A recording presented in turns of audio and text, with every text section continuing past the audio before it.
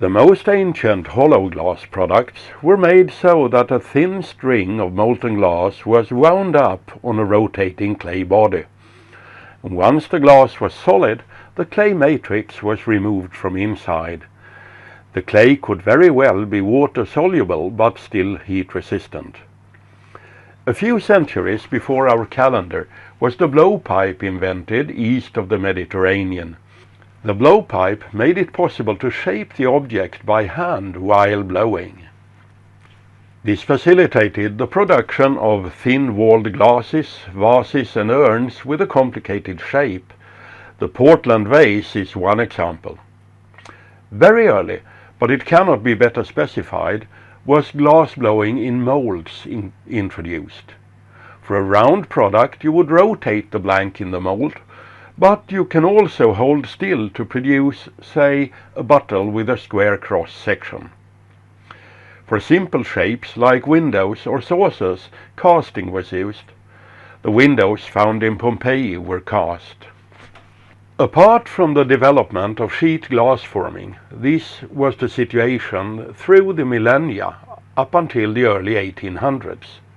In the 1820s, some say 1825, was pressing patented in the USA. Pressing made it possible to shape and decorate the glass in one operation. This was the first step to a semi-automatic production and facilitated mass production of everyday glassware in the manual glass industry. The limits to production speed in pressing are first set by the mold temperature. Too hot a mold makes the glass stick, so you may not be too fast. And the second limit is that the product must have time to solidify so it can carry its own weight before being taken out of the mold. The second half of the 1800s saw a successive automation of the processes. Compressed air was introduced and fully automatic bottle blowing machines, but they could make jars too, were developed around the shift of the centuries.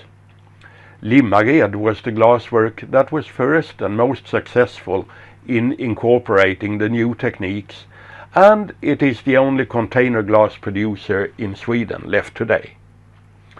For household glass and tableware was the glass centrifuge invented, and Sven Palmqvist from Ågefors obtained the American patent in the 1940s and the Swedish patent a few years later.